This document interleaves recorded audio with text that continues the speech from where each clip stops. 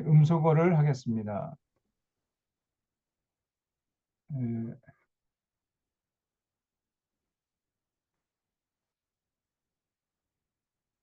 에, 지난 시간에는 레위기 11장까지 했죠. 그래서 레위기 11장 그 음식법 굉장히 중요하기 때문에 3주에 걸쳐서 말씀을 드렸습니다. 여러분, 이 레위기는 하나님과 이스라엘 백성들 사이에 맺은 언약이라고 그랬죠. 말로 한 약속. 그래서 우리 하나님은 약속을 하면 반드시 지키시고요. 그렇기 때문에 지킬 것을 요구하시고 기대하십니다. 그 약속하는 것을 지킬 때 기뻐하시고 지키지 않을 때 근심하시다가 분노하시는 분이세요. 이거 꼭 잊지 마셔야 됩니다. 그래서 신앙생활이라는 게 다른 게 아닙니다. 하나님과 약속한 것을 지키는 것. 이게 참 신앙생활이에요. 예, 이런 그 신앙의 본질은 절대로 변치 않습니다. 그래서 우리 신약 시대에도 이제 그 예수님의 십자가의 은혜로 구원받은 성도들은 이제 예수님의 완성된 언약, 완성된 율법 이거를 지켜야 돼요. 구원받기 위함이 아니라 구원받았기 때문에 예수님의 십자가의 은혜로 받은 백성들이 이 땅에 사는 동안에 거룩한 백성답게 살기 위해서는 그 예수님이 그 신의 산 언약을 업데이트 시켰거든요. 훨씬 신의 산 언약보다 수준을 높여놨어요. 우리 신약 시대의 우리 성도들은 그 업그레이드된 훨씬 수준이 높아진 언약을 지켜야 됩니다. 그 언약이 복음서에 나와 있죠. 마태복음, 마가복음, 누가복음, 요한복음에 그 예수님께서 그 신의 산 언약, 이 모세가 전해준 레위기 이 언약을 수준을 확 높여가지고 완성시켜 놨습니다. 그 완성된 언약을 지켜야 돼요. 우리. 그럴 때 그 사람은 이 땅에 사는 동안에 참 평안과 기쁨과 참 자유함을 만끽하면서 참 복되게 가치 있게 살아가는 거죠. 그게 신앙생활입니다. 다른 거 아니에요. 그래서 예수님을 통해서 하나님과 관계가 회복된 거룩한 백성들은 이제 이 땅에 사는 동안에 자기 멋대로, 자기 욕심대로, 자기 습관대로, 자기 전통대로 살아가는 것이 아니라 예수님의 가르침에 입각해서 생각하고 판단하고 행동하면서 살아가는 거죠. 예수님의 가르침에 입각해서 인생관, 세계관, 역사관, 가치관, 물질관을 새롭게 정립해가지고 거기에 입각해서 살아가는 것. 이게 신앙생활이에요. 다른 거 아닙니다. 그래서 가장 기본이 되는 것이 이제 레위기죠. 그래서 레위기 1장부터 10장까지는 제사에 관한 거죠. 제사. 하나님과의 관계를 회복하고 유지하는 데 필요한 여러 가지 그 규례들이 1장부터 10장까지 나오고 11장에서는 이제 1장부터 10장까지 하나님과의 관계가 원만하게 유지되면은 영적으로 건강한 거죠. 영적 건강을 위해서 말씀한 것이고 11장은 우리의 육체적인 건강. 그러기 위해서는 육체의 건강을 도모하기 위해서는 음식을 가려 먹어야 된다. 아무거나 드시면 안 돼요. 특별히 오늘 이 시대에는 더더욱 그렇습니다. 왜냐하면 요즘 이 시대에 이렇게 그 유통되는 음식들이 전부 다 이게 부패하고 변질되고 타락했어요. 우리 인간의 건강을 생각해서 만든 음식들이 아니라 유통과 대량 생산, 대량 유통, 그래서 상인들의 어떤 호주머니를 더 생각해서 만들어낸 그 음식들이 유통되기 때문에 정말 여러분 음식을 가려서 먹어야 돼요. 구별되게 먹어야 됩니다. 그중에서 특별히 이제 쇠고기, 이 쇠고기도 제가 지난 말씀드렸죠. 어, 미국산 미제는 절대 안 되고 호주산도 어, 호주에서 키워지는 소는 최고 호주에서 유통되는 쇠고기는 그건 건강한 쇠고기인데 우리나라에 수입된 쇠고기, 호주산 쇠고기는 그게 마블링된 쇠고기란 말이에요. 예? 우리나라 사람들이 마블링된 쇠고기를 좋아하니까 자기네들은 안 먹으면서 그런 병든 쇠고기를 판단 말이죠. 비싼 값에 우리가 사 먹으니까. 그래서 호주산도 안 줘. 그러면 뭐 한우는 괜찮은가? 역시 마찬가지. 이 땅에서만 키워질 뿐이지 뭐 여전히 사료도 GMO 옥수수고 사료 렌더링한 그런 동물의 폐기물 이런 걸 섞어 가지고 먹이는 거거든요. 그렇기 때문에 한우도 역시 마찬가지입니다. 풀먹여 키운 쇠고기 있으면은 그건 좋죠. 그런 거 구해다가 여러분 드세요. 근데 그런 쇠고기 구하기 힘듭니다. 그래서 음식을 가려 드셔야 돼요. 음식. 그리고 GMO 옥수수로 만든 이런 음식들 정말 조심해서 드셔야 됩니다. 미국산 밀가루, 미국산 옥수수, 미국산 콩, 미국산 면실료 이런 모든 것, 이 GMO, 그러니까 거기에 글리포세이트라는 제초제가 다 들어있단 말이죠.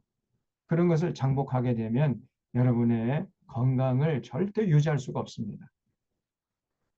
나중에 지금 뭐 조금 먹어도 괜찮다. 어떤 사람들은 뭐 먹다 주신 귀신은 때깔도 곱다 그러면서 예? 다 믿음으로 먹으면 살과 피가 된다 뭐 이런 망발을 해대요. 무책임하게. 절대 그렇지 않습니다.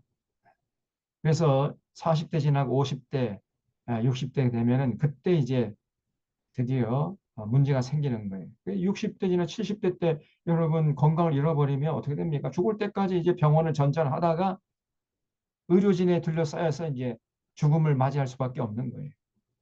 그런 비참한 일들이 우리 한국 사회에서 일어나고 있는 것입니다. 그래서 여러분 건강할 때 건강을 잘 지켜내야죠. 음식을 가려 드셔라. 이게 하나님의 명령이에요. 하나님의 명령. 그래서 우리 하나님께서 우리의 정신, 육체적인 건강, 영적인 건강, 그 중요한 순서대로 말씀을 하는 거예요. 영적인 건강을 위해서 1장부터 10장, 그 다음에 그 육체적인 건강을 위해서 11장에서 음식을 가려 먹는 것이 핵심이라는 거죠. 그 다음에 이제 건강한 상태에서 남녀가 결혼해가지고 아기를 낳잖아요. 아기를 낳아야죠. 그래야 생육 번성 충만할 수 있지 않습니까? 창세기 1장에서 생육하고 번성하고 충만하라 이렇게 말씀했죠. 생육 번성 충만하려면은 남녀가 건강한 남녀가 결혼해서 아기를 낳아야 돼요. 그래서 출산법을 이제 하나님께서 자세하게 말씀하신 거예요. 그 다음에 이제 13장은 의료법입니다. 그래서 육체가 건강할 뿐 아니라 그 건강이 계속 유지돼야 되겠죠. 그래서 그 한센시병 진찰법에 대해서 자세하게 나와 있어요. 그리고 14장에서는 이제 그 정결법 이런 한센시 병에 걸렸다가 나을 경우에는 어떻게 공동체에 다시 들어올 수 있는가 그 정결하게 되는 그런 법에 대해서 자세하게 또 말씀을 해 놓으셨습니다. 그다음에 15장에서는 이제 유출병이죠. 성병입니다. 일종의 계속해서 이렇게 밑으로 피가 막 흘러나오는 그 병이 유출병이거든요. 그 일종의 에, 성병이죠. 성병. 거기에 대한 규례가 15장에 나오고 16장에서는 대속죄일과 대속죄일 규례. 그래서 7월 10일 날 딱 1년에 한 번 대제사장이 이제 지성소에 들어가서 하나님을 만나 뵙고 이스라엘 백성들이 지은 죄를 속죄하는 그런 대속죄일인데 그 속죄일의 규례에 대해서 또 말씀하고 있는 것이 16장. 그다음에 17장에서는 피와 기름은 먹지 말아라. 절대로 피 마시면 안 되고요. 피로 만든 음식도 드시면 안 돼. 또 기름, 이건 지방 덩어리죠. 어, 돼지 기름도 나쁘지만 쇠 기름은 더 나쁩니다. 소 기름, 소지방 더 나쁜 거예요. 그래서 이 마블링, 이 쇠고기, 그 쇠고기 속에 끼어 있는 이 마블링, 그 지방 덩어리 아니에요. 그 먹지 말라 그랬어요, 하나님이. 그런데 우리 한국 사회는 그 마블링의 쇠고기를 아주 맛있다고 살살 입에서 녹는다고 그래서 그걸 맛있게 먹어요. 그러니까 온갖 병에 노출되는 겁니다. 기가 막힌 일들이 지금 벌어지고 있는 거예요. 자, 이렇게 해서 이제 쭉 우리 하나님께서 우리가 살아가는 그런 그 생활에 가장 밀접하게 관련된 이런 말씀들을 쭉 하시는 거예요. 그래서 우리가 이 말씀들을 잘 듣고 마음에 새겨서 실천할 때 우리가 영적인 건강, 육체적인 건강, 정신적인 건강을 유지할 수가 있는 거죠. 그러면서 이 땅에 사는 동안 건강한 그런 모습을 가지고 하나님 나라를 위해서 앞장설 수가 있게 되는 것입니다. 그래서 이런 규례를 우리가 잘 듣고 마음에 새겨서 실천을 해야 되는데 참 불행하게도 이스라엘 백성들이 이 하나님과 맺은 언약을 안 지켰어요. 그게 이제 나중에 이제 역사서에서 쭉 나옵니다. 여호수아부터 시작해가지고 사사기, 룻기, 사무엘 상하, 이런 이 상하, 그래서 예언자들 보내가지고 너희들 나와 맺은 언약을 지켜라. 그러면 왜 안 지켰냐? 지킨다고 약속했는데 왜 안 지키냐? 하나님께서 예언자를 보내가지고 목이 쉬도록 외쳤지만은 이스라엘 백성들은 전혀 들으려고 하질 않았습니다. 귀를 막아버려요. 그리고 하나님 말씀을 제대로 전하는 그 선지자들은 이를 갈고 달려들어서 때려 죽여버립니다. 그러다가 하나님의 분노를 사가지고 이스라엘 백성들이 나라가 망하고 포로로 끌려가고 뭐 이런 끔찍한 역사를 기록하고 말았던 거예요. 거기에 대한 기록이 구약 성경이에요. 그래서 신앙생활의 핵심, 그 패러다임은 구약 시대나 신약 시대나 똑같습니다. 하나님과 맺은 언약.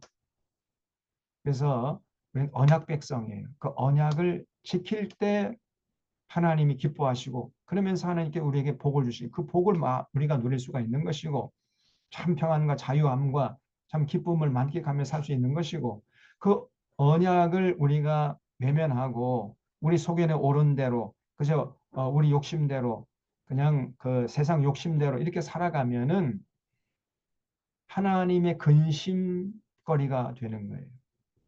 그러다가 하나님이 분노하신단 말이죠. 어, 이런 신앙의 패러다임은 똑같습니다. 자, 그래서 자 오늘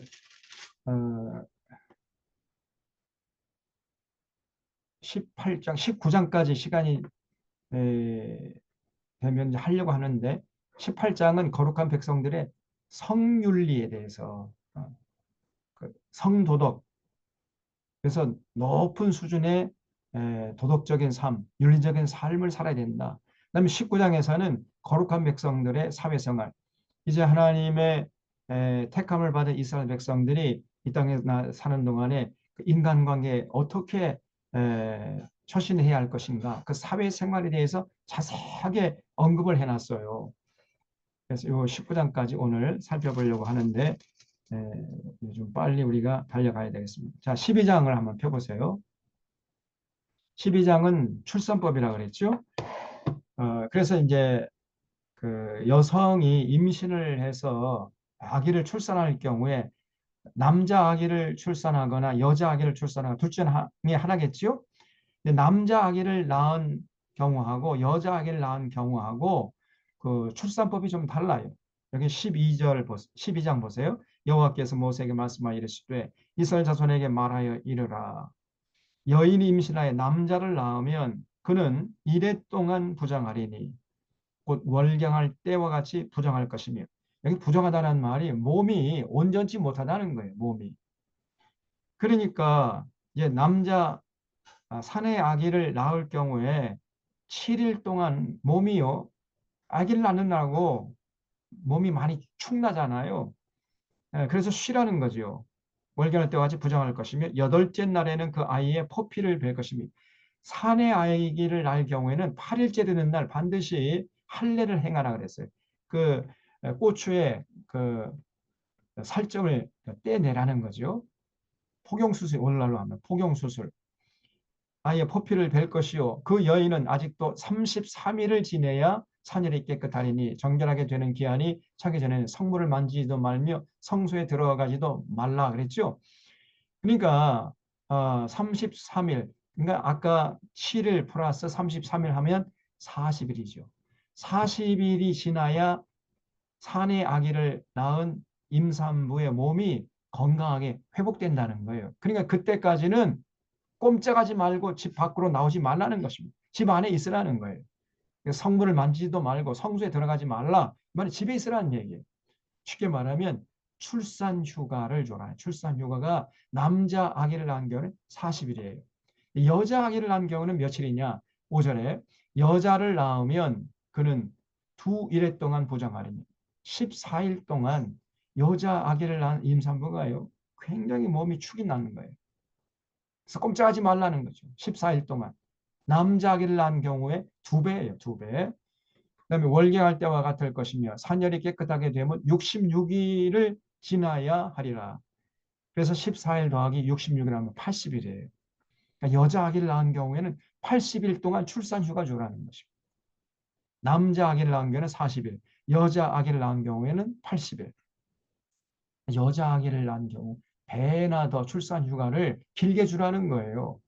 이게 하나님의 명령입니다. 왜 그랬을까요? 두 가지 이유가 있었어요. 첫째는 음,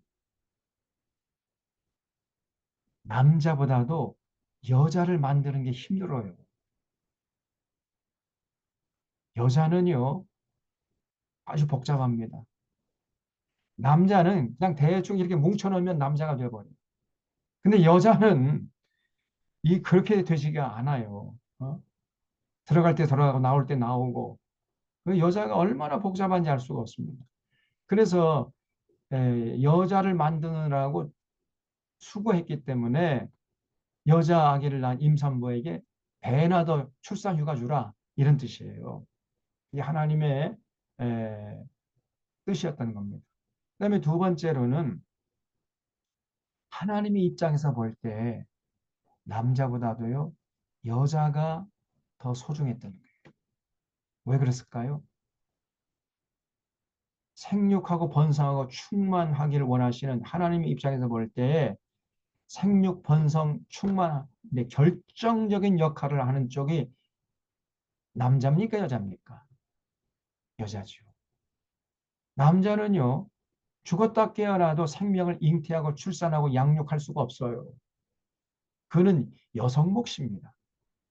여성이 임신하고 생명을 잉태하고 그다음에 출산하고 양육하잖아요. 그래서 여자 아기를 낳은 경우가 하나님 입장에서 볼 때는 더 소중했던 거예요. 그래서 여자 아기를 낳았으니 참 기특하니까 임산부에게 80일 2배 휴가를 줘라. 이런 뜻이 담겨 있었던 거예요. 나중에 여러분 천국 가서 하나님께 여쭤보세요. 제가 얘기한 거 똑같이 말씀하실 것입니다.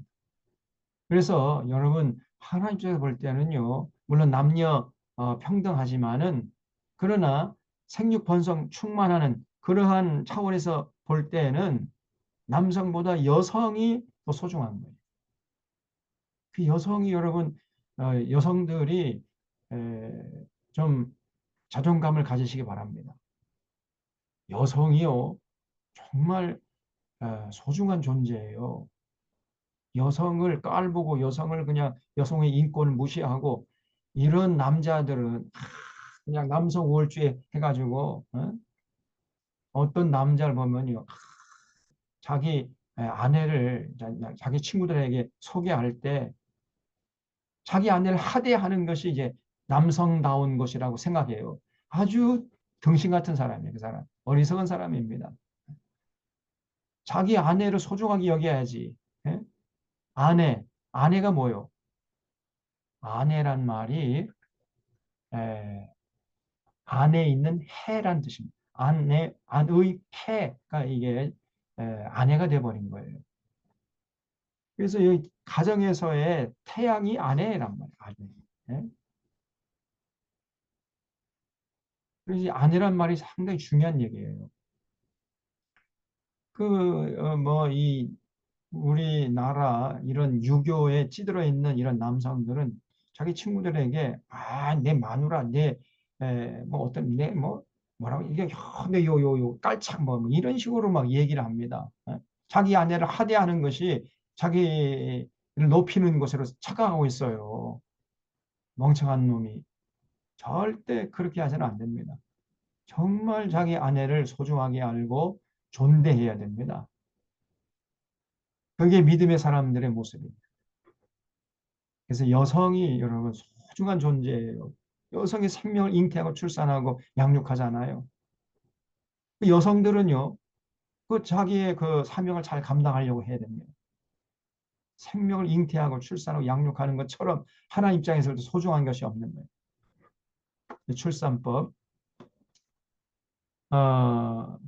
그리고 여기 이제 6절 보면 아들이나 딸이나 정결하게 되는 기한이 차면 그 여인은 번제를 위하여 1년 된 어린 양을 가져가고 속죄제를 위하여 집 비둘기 새끼나 삼 비둘기를 회막문 제사장에 가져갈 것이요 제사장은 그것을 여호와 앞에 드려서 그 여인을 위하여 속죄할지니 그리하면 사늘이 깨끗하리라. 이런 아들이나 딸을 생산한 여인에게 대한 규례니라. 그 여인이 어린 양을 바치기에 힘이 미치지 못하면 산비둘기 두 마리나 집비둘기 두 새끼 두 마리를 가져다가 하나는 번제물로 하나는 속죄제물로 삼을 것이요 제사장은 그를 위하여 속죄할지니 그가 정결하리라 했죠. 만약에 아이가 이제 저 정결 기간이 차가지고 정결 예식을 드릴 때는 대부분 이제 어린 양을 바치라고 했는데 어린 양을 바칠 수 없는 그런 가정들이 있을 거 아닙니까? 경제적으로 좀 가난해 가지고 어린 양을 바치기에 좀 힘겨운 이런 가정은 꼭 어린 양을 바치지 않아도 된다. 그래서 그냥 산비둘기 두 마리나 집비둘기 새끼 두 마리 가져다가 정결 예식을 치러도 된다. 이렇게 하나님이 허락하셨어요. 야, 우리 하나님이 얼마나 참 세밀하신 분이십니까? 이렇게까지 자상하게 말씀을 해 놓으셨어요. 뭐 부자들은 어린 양 바치는 거 그까짓 거 뭐 별로 큰 부담이 안 되지만은 가난한 서민들은 그 어린 양 바치기도 힘겹잖아요. 그럴 경우에는 그냥 집비둘기 키우던 집비둘기 새끼 두 마리 가져다가 바쳐도 된다. 가정의 경제적인 형편에 따라서 하라는 것이에요. 예수님의 경우 요셉과 마리아가 그 이제 예수님이 정결 예식을 따라서 성전에 가서 그 제사 드릴 때 어린 양을 바치지 않고 요셉과 마리아가 집비둘기 새끼 두 마리로 드렸다. 이렇게 기록이 나오죠. 여기 8절에 보면 옆에 관주가 있어요. 관주. 관주에 보면 인, 누, 이, 콜론 24 이렇게 돼 있죠. 있습니까? 없습니까? 반드시 관주 성경 여러분 갖고 있어야 된다 그랬잖아요. 누가복음 2장 24절에 보면은 그 기록이 나온다는 거예요. 요셉과 마리아가 예수님을 안고 성전에 올라가서 정결 예식을 치룰 때 집비둘기 두 마리를 드렸다. 이런 기록이 나와요. 그래서 여기서 알 수 있는 게 뭐냐면은 요셉과 마리아의 가정이 가난했다. 예수님이 아주 가난한 가정에서 태어나신 거예요. 자, 그다음에 이제 13장에서는 이제 의료법, 한센시병 진찰법. 그래서 살다 보면은 특별히 그 당시에는 한센시병이 많았던가 봐요. 옛날 말로 문둥병이라고 그랬죠. 문둥병. 지금은 문둥병이라고 하면 안 됩니다. 한센시병, 환우 이렇게 얘기를 해야 돼요. 문둥병 환자다. 그러면 여러분 그 사람들이 큰 신뢰하는 거예요. 음, 그래서 우리도 어렸을 때 이런 한센시병 환우들이 참 많았는데 지금은 거의 볼 수가 없죠. 제가 군에 있을 때에도 바로 제 군부대 옆에 이런 한센시병 환우들의 집단 촌이 있었습니다. 그래서 무슨 그 크리스마스나 성탄절이나 그다음에 부활절 같은 때는 어,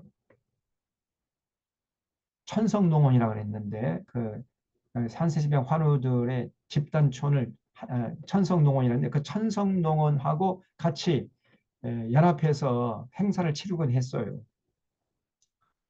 근데 그때 제가 이제 찬양대를 했기 때문에 미리 같이 그 사람 그 천성농원에 천성교회라고 있었습니다. 천성교회 그 한세지병 환우들하고 같이 미리 만나가지고 찬양 연습을 하는 거예요. 찬양 연습 끝난 다음에 이 사람들이 우리 천성농원에 오신 분들 참 고맙다고 해가지고 삶은 감자 드시라고 이렇게 손을 내미는데 손이 다 뭉그러져 있어요. 이번 한센시 병이 굉장히 참 비참한 병입니다. 코가 다 문드러지고요. 그 눈꺼풀이 다 이게 사라져 버려요. 거기서 진물이 계속 흘러나오는 거죠. 그러니까 이 사람들이 까만 안경을 끼고 손에 흰 장갑을 껴요. 그 추한 모습 보이기 싫어가지고. 근데 그 출애굽 시대 때에도 한센시병이 많았던가 봐요. 일종의 피부병이거든요. 그래서 그런 한센시병이 생겼을 때 어떻게 처리할 것이냐. 거기에 대한 기록이 규례가 13장입니다. 그래서 여기 13장 1절에 여호와께서 모세와 아론에게 말씀하여 이르시되 만일 사람이 그의 피부에 무엇이 돋거나 뾰루지가 나거나 색점이 생겨서 그 피부에 나병 같은 것이 생기거든 이 나병이 한세지병이죠. 그를 곧 제사장 아론에게나 그의 아들 중 한 제사장에게로 데리고 갈 것이다. 그러니까 제사장이 그 한센시병을 판별하라는 거예요. 그 판별할 책임이 제사장이 있었어요. 그 당시에는 뭐 의사가 따로 없었으니까 제사장이 의사 노릇까지 다 했던 거예요. 지금은 교회가 전혀 그 성도들의 건강에 대해서 무관심하죠. 지금은 그 병원에게 다그 넘겨줘 버렸잖아요.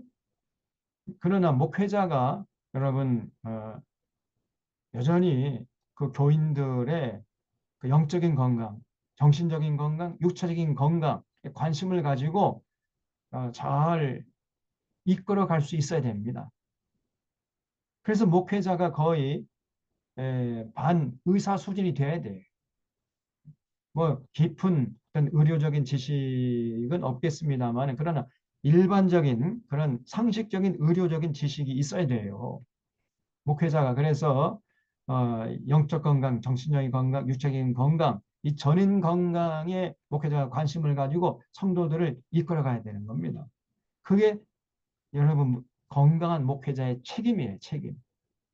근데 오늘날 한국 교회 목회자들 중에서 이런 전인 건강을 추구하는 목회를 제가 보진 못했어요.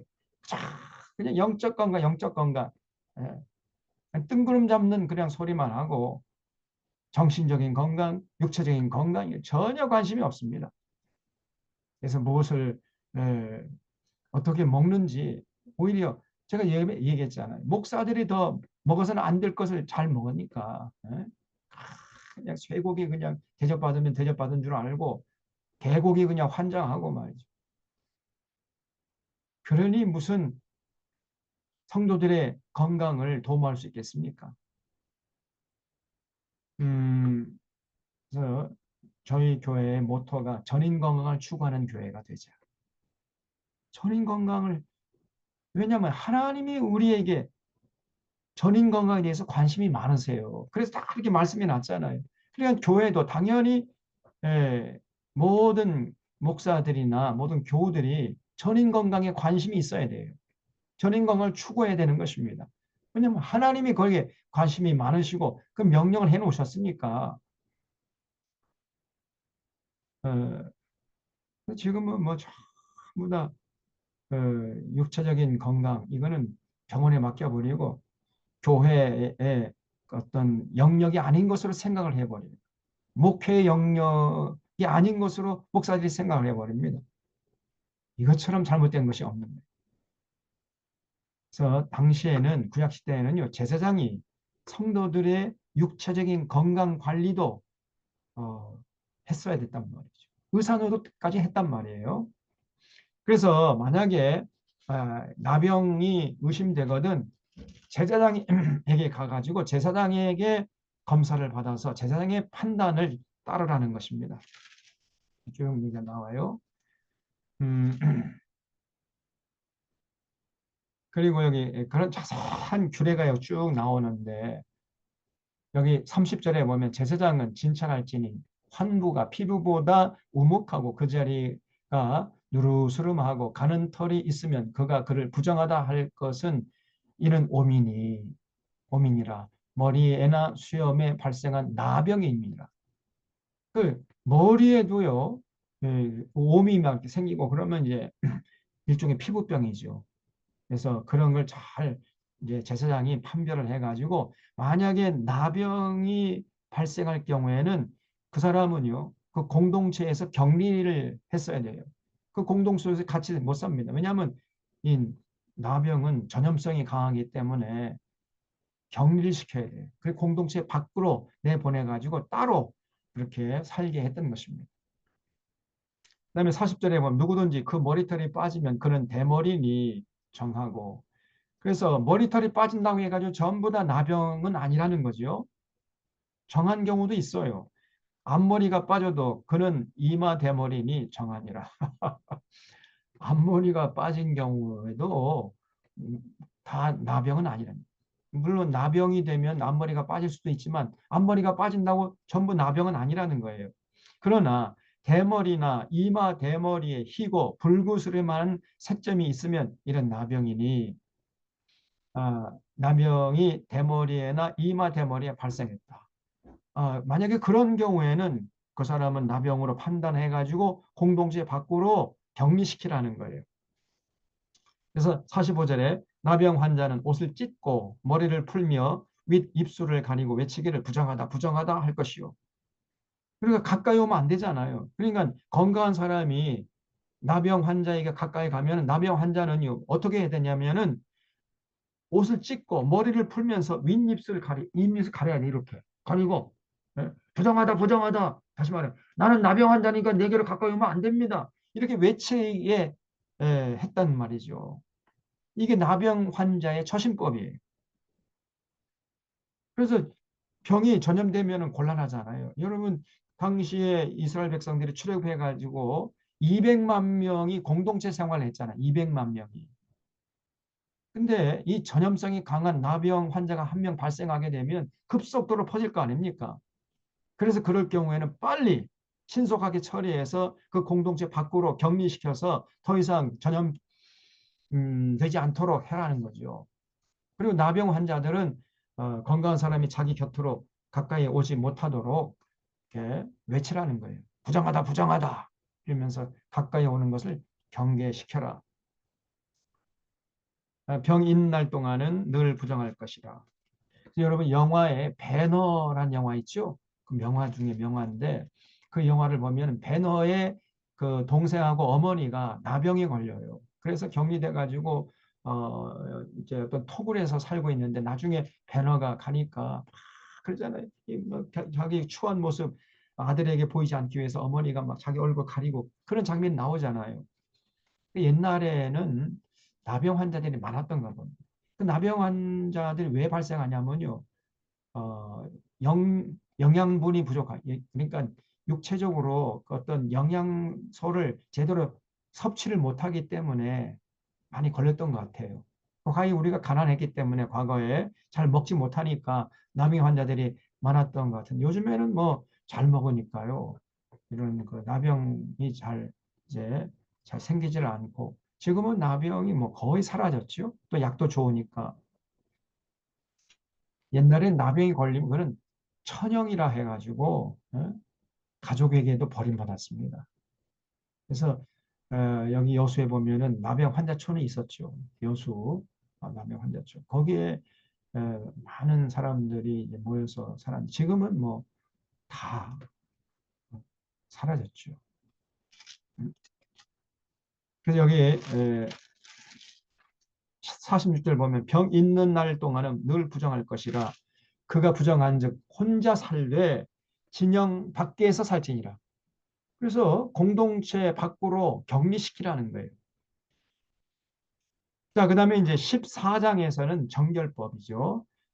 나병에 걸렸다가 나은 경우도 있잖아요. 그럴 경우에는 격리시킨 사람을 다시 이제 공동체 안으로 들어오게 할 수 있는데 함부로 들어오면 또 안 돼요. 반드시 병이 나은 경우에는 또 제사장에 가가지고 제사장이 진단해서 아, 다 나았다. 이게 판별을 해줘야 공동체 안으로 들어갈 수가 있고 돌아오기 전에는 반드시 하나님 앞에 제사를 드려야 된단 말이죠. 그런 여러 가지 규례가 14장에 나와 있어요. 나병 환자의 정결 규례법 쭉 나옵니다.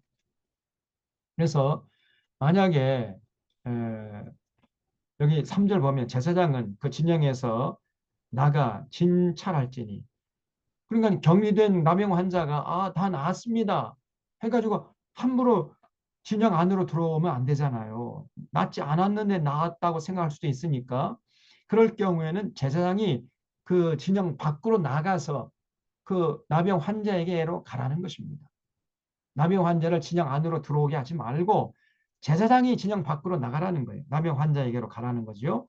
제사장은 진영에서 나가 진찰할지니 그 환자에게 있던 나병 환부가 나았으면 제사장은 그 정결함을 받은 자를 위하여 명령하여 살아있는 정결한 새 2마리와 백향목과 홍색실과 우슬초를 가져오게 해요. 이런 여러 가지 규례를 해가지고 이제 진영 안으로 들어올 수 있게 해 주라는 거죠. 8절에 정결함을 받은 자는 그의 옷을 빨고 모든 털을 밀고 물로 몸을 씻을 것이라. 그리하면 정하리니 그 후에 진영에 들어올 것이나 자기 장막 밖에 이래 동안 머물라는 거예요. 굉장히 복잡한 절차가 있어야 됐습니다. 7째 날에 그는 모든 털을 밀되 머리털과 수염과 눈썹을 다 밀고 그의 옷을 빨고 그의 몸을 물에 씻을 것이라. 그리하면 정하리라. 그래서 예수님이 이제 나병 환자를 고치신 다음에 뭐라고 말씀했죠? 제사장에게 가서 너희들의 나은 몸을 보여라. 그러니까 제사장이 보냈죠. 바로 그 예수님께서 그렇게 처리를 하신 이유가 레위기 14장 이 규례에 따라서 예수님도 이 규례법을 존중해 가지고 예수님 당시에 나병 환자 다 고치신 다음에 제사장이 가가지고 함부로 진영 안으로 들어가면 안 되니까 제사장이 가서 너희들의 나은 몸을 보여가지고 그 제사장의 판단을 얻어라. 이렇게 제사장에게로 보냈던 거예요. 14장이 바로 그런 정결규례법에서 쭉 나옵니다. 자, 그 다음에 이제 15장인데 유출병이라고 그러죠. 성병. 그 예수님 당시에 12해를 유출병으로 앓는 여인이 나와가지고 그 회복된 경우가 있죠. 그러니까 12년 동안 성병에 걸렸다가 나은 거예요. 예수님의 능력으로. 그러니까 여러분 얼마나 그 여인이 참 감사했겠습니까? 이 혈류병이라는 게 계속 밑으로 하혈을 하는 거예요.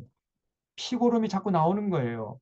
이 성병, 이 매독이라든가 뭐 여러 가지 그 성병이 있잖아요. 그 아주 정말 골치 아픈 병입니다, 여러분. 잘 낫지도 않아요, 그게. 그러니까 이 여인이 계속 밑으로 막 그 피고름이 나오니까 냄새가 또 얼마나 독하겠습니까? 그러니까 그 냄새가 밖으로 새어나가지 못하도록 하기 위해서 뭐 몸을 옷으로 꽁꽁 싸매는 거죠. 천으로. 그런 여인이 12년 동안 고생을 하다가 예수님께 나와가지고 나았으니까 얼마나 기뻤겠습니까? 그래서 15장에 보면 이제 몸에 유출병이 있는 경우 어떻게 할 것이냐. 그래서 여기 2절에 보면은 이스라엘 자손에게 말하여 이르라. 누구든지 그의 몸에 유출병이 있으면 그 유출병으로 말미암아 부정한 자라. 그의 유출병으로 말미암아 부정함이 이러하니 곧 그의 몸에서 흘러나오든지 그 몸에서 흘러나오는 것이 막혔든지 부정한 즉 유출병이 있는 자가 눕는 침상은 다 부정하고 그가 앉았던 자리도 다 부정하니 그의 침상에 접촉하는 자는 그의 옷을 빨고 물로 몸을 씻을 것이며 저녁까지 부정하리라. 이런 매독균이나 이런 이 성병도요 굉장히 그 전염성이 있잖아요. 그래서 그런 유출병, 성병에 걸린 사람 가까이 하면 안 된다는 거예요. 13절에 유출병이 있는 자는 그의 유출이 깨끗해지거든 그가 정결하게 되기 위하여 이레를 센 후에 옷을 빨고 흐르는 물에 그의 몸을 씻을 것이라. 그러면 그가 정하리니 여덟째 날에 산비둘기 2마리나 쥐비둘기 새끼 2마리를 자기를 위하여 가져다가 회막문 여호와 앞으로 가서 제사장에 줄 것이고 제사장은 그 한 마리는 속죄제로 다른 한 마리는 번제로 드려서 그의 유출병으로 말미암아 여호와 앞에서 속죄할지니라. 그렇죠? 그래서 여인이나 남자나 이런 성병에 걸린 사람들은 부정하니까 이 사람들도요 마찬가지입니다. 어, 사람들이 가까이 오지 못하도록 몸을 꽁꽁 싸매고 접촉하지 못하도록 하라는 거죠. 음, 여기 25절에 만일 여인의 피의 유출이 그의 불결기가 아닌데도 여러 날이 간다든. 여기 불결기가 뭐예요? 불자 앞에 1번이 돼 있죠? 나누어 준데 맨 밑에 보면 1번 돼 있죠? 또는 생리기간. 그 여성들이 한 달에 한 번씩 겪는 그런 생리기간이 아님에도 불구하고 자꾸 하혈이 된다. 그러면 그거는 이제 유출병이죠. 그럴 경우에 여러 날이 간다든지 그 유출이 그의 불결기를 지나도 계속되면 그 부정을 유출하는 모든 날 동안은 그 불결할 때와 같이 부정한즉 그의 유출이 있는 모든 날 동안에 그가 눕는 침상은 그에게 불결할 때의 침상과 같고 그가 앉은 모든 자리도 부정함이 불결할 때와 부정과 같으니 그것들을 만지는 자는 다 부정한즉 그의 몸을 빨고 물로 몸을 씻을 것이며 저녁까지 부정할 것이요 그의 유출이 그치면 이래를 센 후에야 정하리니 그는 여덟째 날에 산비둘기 2마리나 쥐비둘기 새끼 2마리를 가져다가 자기를 위하여 어, 가져다가 회막문 앞 제사장으로 가져갈 것이다. 그래서 제사장이 이제 속죄 제사 드려라 이런 규례가 쭉 나옵니다. 그 다음에 16장에 보면은 이제 속죄일 규례가 나오죠. 여기 16절 1절에 아론의 2아들이 여호와 앞에 나아가다가 죽은 후에 여호와께서 모세에게 말씀하십니다. 어, 아론의 2아들이 다른 불을 가져다가 제사 드리다 그 자리 즉사한 적이 있잖아요. 그 후에 이제 여호와께서 모세에게 말씀했다는 거죠. 여호와께서 모세에게 이르시되 내 형 아론에게 이르라 성소의 휘장한 법궤 위 속죄소 이게 이제 지성소죠. 그렇죠? 지성소에는 뭐가 있다고 그랬죠? 법궤가 있다고 그러죠. 법궤. 법궤에 그 법궤가 이런 즉 육면체, 제 책상 같은 이런 육면체인데 그 법궤의 뚜껑 중앙이 바로 거기가 속죄소라 그랬어요. 거기에 하나님이 임하셔가지고 이스라엘 백성들을 만나주고 이스라엘 백성의 죄를 속해주는 곳이었거든요. 그래서 거기가 속죄소입니다. 속죄소라는 장소가 따로 있는 것이 아니라 지성소 안에 있는 법궤 맨 뚜껑 중앙 거기가 속죄소예요. 무슨 말이 이해가 되죠? 그래서 속죄소 앞에 아무 때나 들어오지 말라. 함부로 지성소에 들어가면 안 돼요. 딱 1년에 한 번, 그것도 대제사장만 들어갈 수 있었습니다. 그리하여 죽지 않도록 하라. 이는 내가 구름 가운데에서 속죄소 위에 나타남이니라. 하나님이 그 우주 만물을 창조하신 하나님이 1년에 한 번 그 지성소에 있는 법궤 맨 뚜껑 중앙에 임재하셨다는 거예요. 거기서 이스라엘 백성들을 만나 주셨던 겁니다. 그래서 내가 구름 가운데에서 속죄소 위에 나타남이니라. 아론이 성소에 들어오려면 숫송아지를 속죄 제물로 삼고 순양을 번제물로 삼고 거룩한 세마포 속옷을 입으며 세마포 속바지를 몸에 입고 세마포 띠를 띠며 세마포 관을 쓸지니. 그러니까 대제사장이 의복을 다 갖춘 다음에 조심스럽게 들어오라는 거예요. 조심스럽게. 함부로 들어오면 안 됩니다. 그리고 그 이스라엘 백성들의 죄를 속하는 그런 대속죄일 날에는 대제사장도 죄를 지었을 거 아닙니까? 그러니까 대제사장 위에서 먼저 제사 드려야 된다는 거예요. 백성들의 죄를 속하기 전에 대제사장의 죄를 속해야 된다. 예. 왜냐하면 대제사장도 사람이기 때문에 죄를 범하는 거죠. 그래서 먼저 대제사장이 몸을 씻고 의관을 정제하고 그런 다음에 6절에 보면 자기를 위한 속죄제의 숫송아지를 들이되 자기의 집안을 위하여 속죄하고 또 2염소를 가지고 회막문 여호와 앞에 두고 2염소를 위하여 제비 뽑되 한 제비는 여호와를 위하여 한 제비는 아세세를 위하여 할지며 이렇게 해서 먼저 대제사장인 아론을 위해서 제사 드리라는 거예요. 그래야 이제 깨끗해 가지고 하나님 앞에 나올 수 있게 되는 거죠. 그래서 이 히브리서 나중에 우리가 신약 성경을 이제 하겠습니다. 우리 지난번 히브리서 했었죠. 히브리서 보면은 어, 사람을 아론의 계열, 아론 계열의 대제사장과 예수님의 차이점이 뭐냐? 예수님도 대제사장이고 아론 계열도 대제사장이지만은 분명한 차이점이 있죠. 아론 계열의 대제사장은 자기도 죄가 있어요. 그래서 백성들의 죄를 속하는 제사 드리기 전에 먼저 자신의 죄를 속하는 제사를 드려야 돼. 그러나 예수님에게는 죄가 없기 때문에 예수님은 자신을 위한 속죄 제사 드릴 필요가 없는 거죠. 그런 차이가 있다는 거예요. 그런 얘기를 히브리서에서 하잖아요.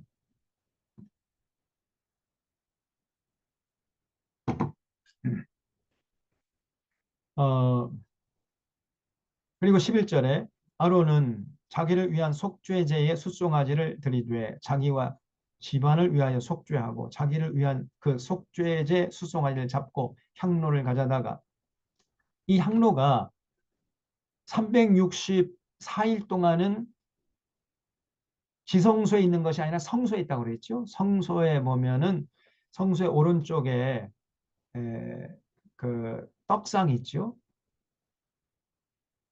진설병, 떡을 진설해 놓는 진설대가 있고 왼쪽에는 그 캄캄하기 때문에 불을 밝히는 등대가 있죠. 가지가 7개 달린 등대가 있고 그 다음에 중앙에 향단이 있다고 했죠. 향단, 향로. 거기서 이제 그 향을 피워가지고 그 연기가 하늘로 올라가도록 이렇게 관리를 해야 됐어요. 제사장들이. 그러니까 성소에 세 가지가 있다고 그랬죠. 진설대가 있고 등대가 있고 향단이 있는데 그 향단에 있는 그 향로를 1년에 딱 한 번 대속죄일 날 대제사장이 그거를 가지고 지성소로 들어가야 된다는 거예요. 12절 그 얘기입니다. 향로를 가져다가 여호와 앞 제단 위에서 피운 불을 그것에 채우고 또 곱게 간 향기로운 향을 두 손에 채워가지고 휘장 안에 들어가서 이 휘장 안에라는 것이 지성소로 들어가는 거예요. 지성소에 들어가서 여호와 앞에 분향하여 향연으로 증거궤 위 속죄소를 가리게 할지니 그래서 그 연기가 쫙하게 피어 올라가지고 그 증거궤 이게 바로 법궤죠. 법궤 위에 그 하나님이 거기 중앙에 임자신다 그랬잖아요.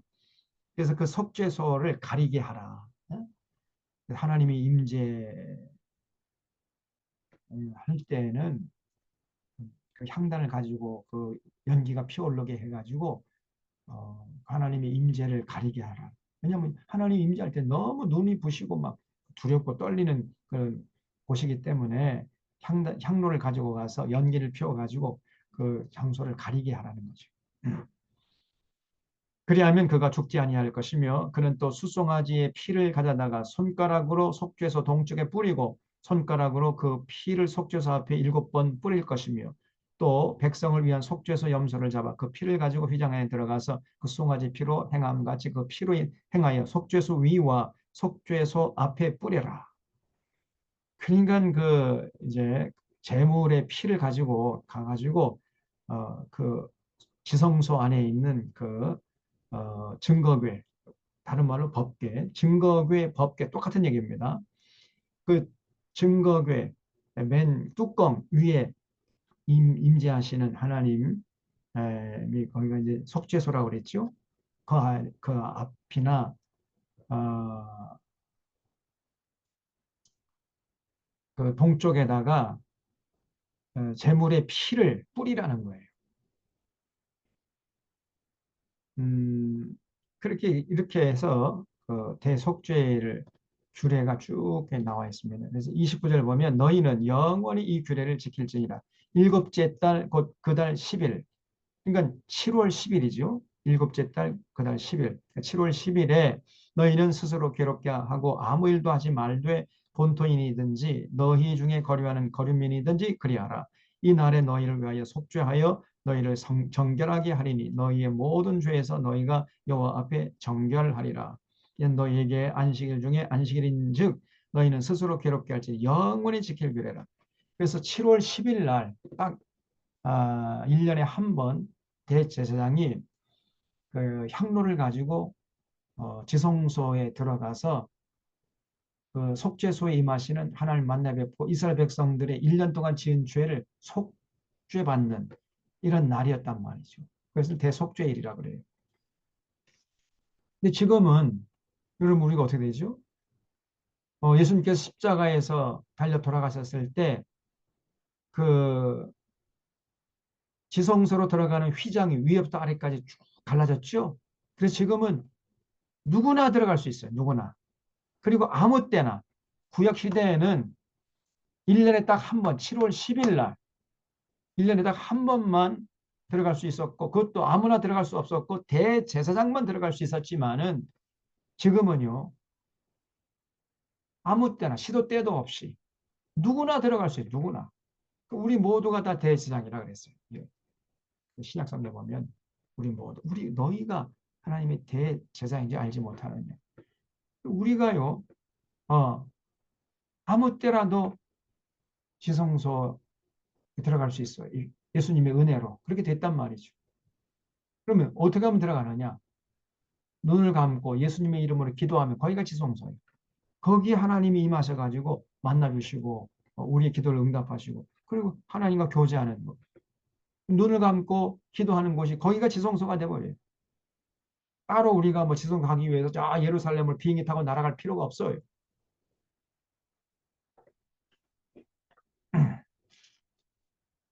그래서 여러분이 기도가 굉장히 중요합니다. 기도를 또 잘하셔야 돼요.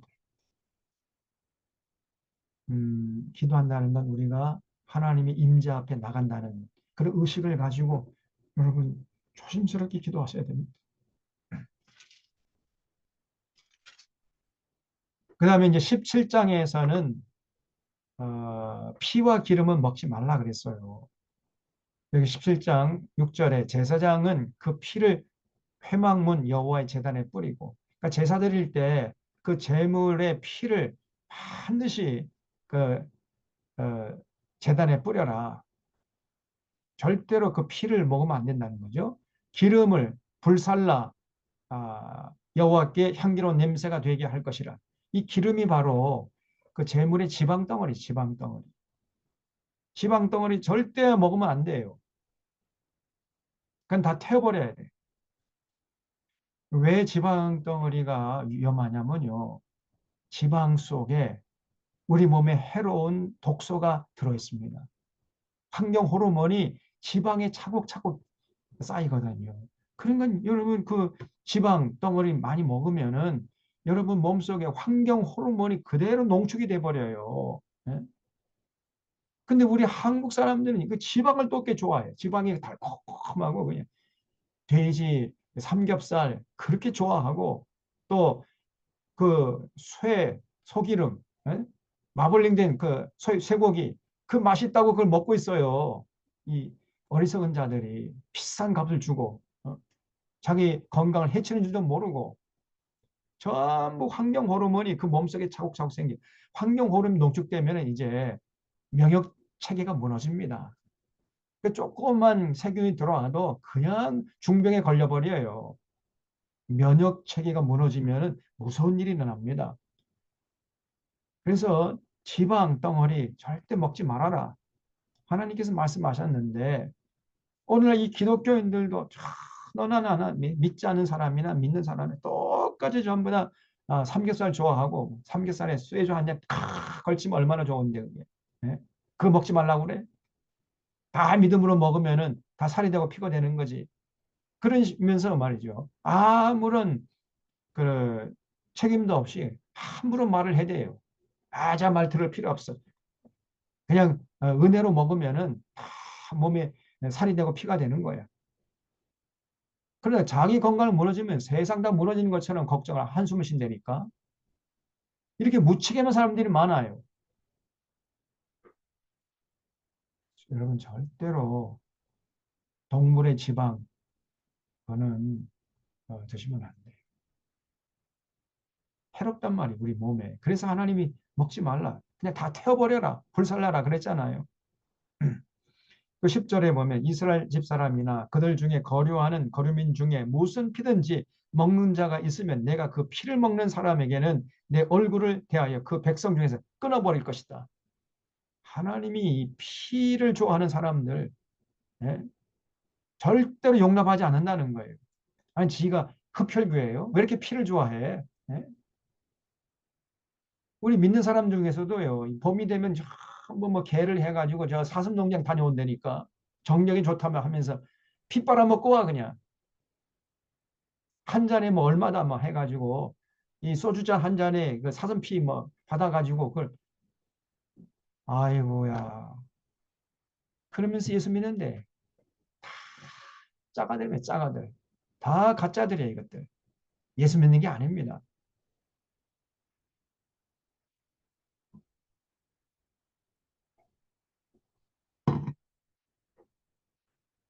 왜 하나님께서 피를 먹지 말라고 그랬을까요? 두 가지 이유가 있었습니다. 첫 번째는요. 생명은 피에 있잖아요. 피가 혼탁해지거나 피가 없으면은 사람이 살 수가 없습니다. 모든 짐승도 마찬가지예요. 피가 있기 때문에 예? 살아있는 거지요. 피가 적거나 피가 썩어지면은 폐혈증이 나오지 그냥 죽어버려요. 모든 생명체는 마찬가지입니다. 피에 생명이 있는 거예요. 그래서 여기 11절에 보면 육체의 생명은 피에 있음이라 내가 이 피를 너희에게 주어 제단에 뿌려 너희 생명을 위하여 속죄하게 하였나니 생명이 피에 있으므로 피가 죄를 속하느니라. 그러므로 내가 이스라엘 자손에게 말하기를 너희 중에 아무도 피를 먹지 말며 너희 중에 거류하는 거류민이라도 피를 먹지 말라 하였나니 모든 이스라엘 자손이나 그들 중에 거류하는 거류민이 먹을 만한 짐승이나 새를 사냥하여 잡거든 그것의 피를 흘리고 흙으로 덮어라. 지금도 유대인들은요, 절대로 피, 피가 들어있는 고기 먹지 않습니다. 고기 먹으려면 피를 전부 빼고 난 후에 먹어요. 일단은 쇠고기 같은 거 사잖아요. 그러면 물에 담궈 놓습니다. 한 일주일 동안 물에 담궈 놓으면 피가 다 빠져요. 그래서 다 피를 뺀 다음에 그 피가 빠진 쇠고기를 이제 삶아 먹는 거죠. 이렇게 유대인들은 먹습니다. 절대로 피가 들어있는 피채, 피가 흥건히 있는 그 쇠고기 안 먹습니다. 지금 우리나라 뭐 웰돈, 무슨 미디엄, 뭐 이런 어떤 사람들은요, 막 웰돈, 미디엄도 사실은 피가 많이 거기 있죠. 육즙이 좀 있어야 된다. 피가 좀 있어야 고기가 맛있다. 그래가지고 피가 흥건히 있는 그런 쇠고기를 좋아하는 이것들은요. 예수 믿는 게 아니 믿지 않은 사람들은 그렇게 먹는다 하지라도 적어도 예수 믿는 사람은 그렇게 먹어서는 안 되잖아요. 전혀 예수 믿는 것이 뭔지도 모르고 그냥 깝죽대고 있어요. 절대로 사냥해서 새나 짐승을 잡거든 그 피채 먹지 말아라.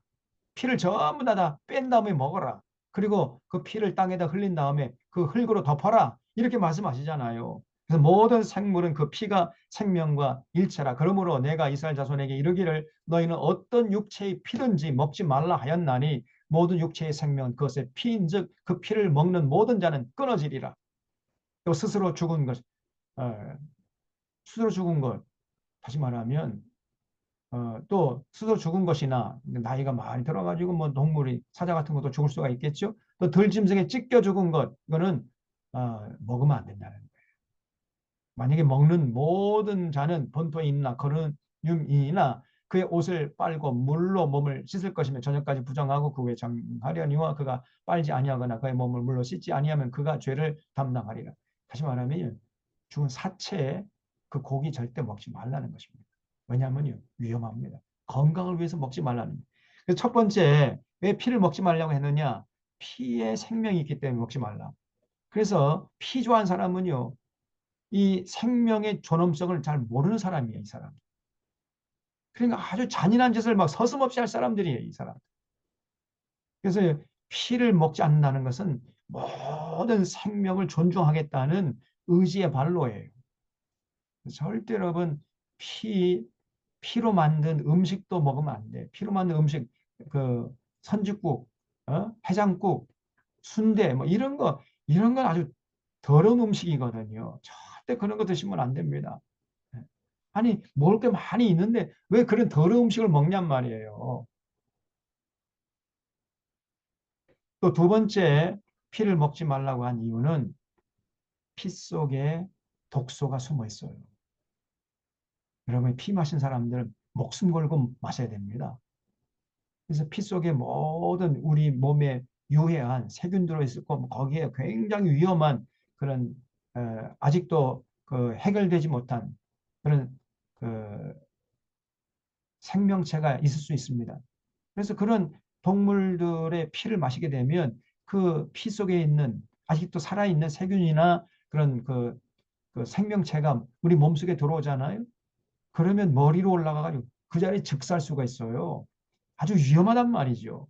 그래서 하나님이 우리 건강을 위해서 먹지 말라고 하신 거예요.